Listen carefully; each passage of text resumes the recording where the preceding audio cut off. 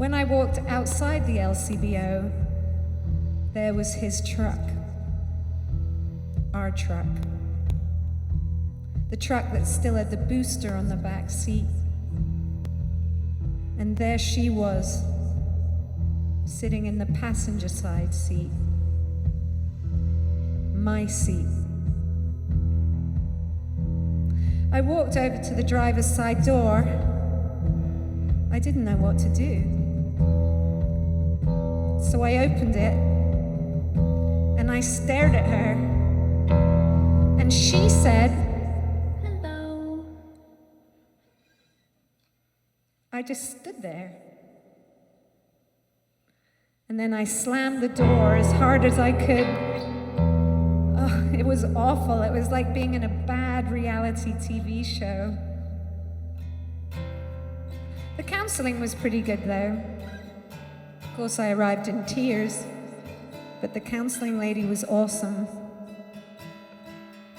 She told me that he sounded like he had a ton of issues because of his upbringing, and that people who lie always lie.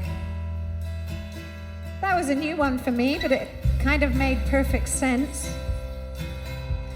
She told me that maybe I was a mother figure to him. That's why the sex was so bad. Yeah, I don't know about that. But I left there feeling way better than when I'd arrived. I told the counselor I didn't think this was her fault, and I thought this was all his fault. And she said absolutely I could blame her.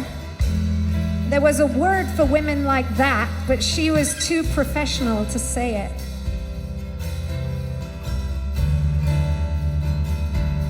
She told me that I was a survivor and that I was gonna be okay, and that I looked really slim. Actually, I don't actually really remember that. Okay, well, she didn't say that, but I left there feeling, as I said, way better. She told me that I should use my art and my music to try and figure out if my marriage was worth saving. Ah, brilliant. So I went home. I went in my studio/shed.